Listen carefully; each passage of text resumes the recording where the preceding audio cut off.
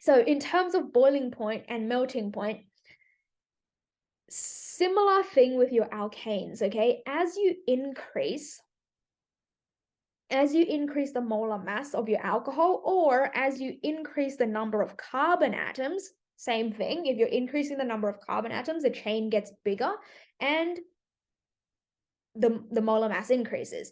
Okay, so as the molar mass of your alcohol increases, or as you're adding more carbon atoms to your chain, meaning you go from methanol to ethanol to propanol to butanol and things like that, the boiling point of your alcohol is going to increase. The reason your boiling point or your melting point increases is because as your molecule gets bigger, you're going to form more weak dispersion forces. Okay, now you might be wondering, alcohols can form way more than weak dispersion forces because they have that hydroxyl functional group, which means alcohols can also form dipole-dipole forces and hydrogen bonding forces. However, when we're talking about number of carbon atoms and the molar mass increasing, we don't use dipole-dipole forces and hydrogen bonding forces to explain that. Why? Because as your carbon chain increases, what's changing? You have to think of it in terms of that, okay? So in a general context, if you see a pattern and that's causing a change, you need to identify what's causing that change, okay? So let's say, for example, the boiling point's gone up, and there's two different things that's happening. In your alcohol, the number of carbon atoms is increasing, the carbon chain is increasing, but the number of hydroxyl functional groups stays the same. In methanol, there's one hydroxyl functional group, there's one carbon. In ethanol, there's one hydroxyl functional group, but there's two carbons. In propanol, there's one hydroxyl functional group and there's three carbons. So since the boiling point is increasing and since the melting point is increasing, you want to pick something that's causing that change. Chances are it's not the hydroxyl functional group staying the same, okay?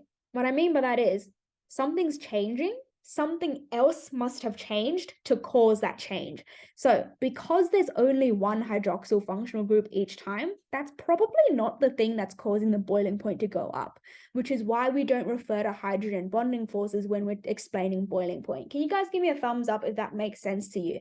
Hydroxyl functional group explains hydrogen bonding, but when the molecule is getting bigger, the hydroxyl group stays the same. So that's not the thing that's causing the boiling point to go up, okay? The thing that's causing the boiling point to go up is the fact that your carbon chain is getting longer and longer and longer, which means you have to pick a force that relates to that carbon chain. That's the weak dispersion force. Your hydrogen bonding force links to your hydroxyl functional group. It's not going to explain the carbon chain going up. Okay, so when we talk about boiling point increasing and more carbon atoms and the carbon chain getting longer, we use weak dispersion forces to explain that, not your hydrogen bonding forces or your dipole-dipole forces.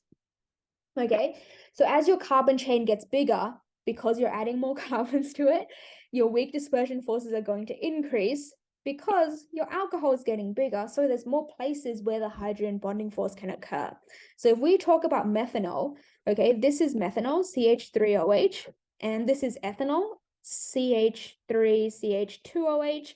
This is propanol, CH3CH2CH2OH. This is your condensed formula.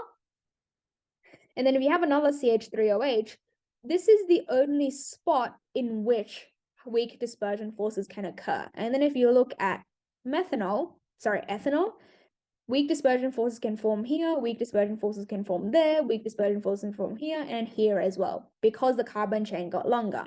And then likewise with propanol,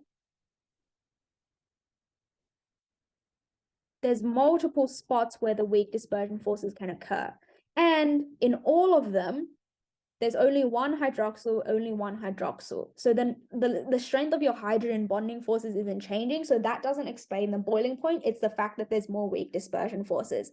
Okay, so once again, as your molecule gets bigger, the carbon chain gets longer, more weak dispersion forces can form, which means overall your intermolecular forces get stronger. And if your intermolecular forces get stronger, you need to put in more energy to break those forces and cause the alcohol to melt or cause the alcohol to boil. That's why the boiling point goes up. Okay, can you guys give me a thumbs up if that makes sense as well? More forces, more energy to break, boiling point goes up. That's the gist of how you're going to explain boiling point with anything, not just with alcohols. Okay, so with your alkanes, with your aldehydes, when we do it later, with your carboxylic acids, if you're trying to say it takes more energy to break something, that's because the intermolecular forces are getting stronger.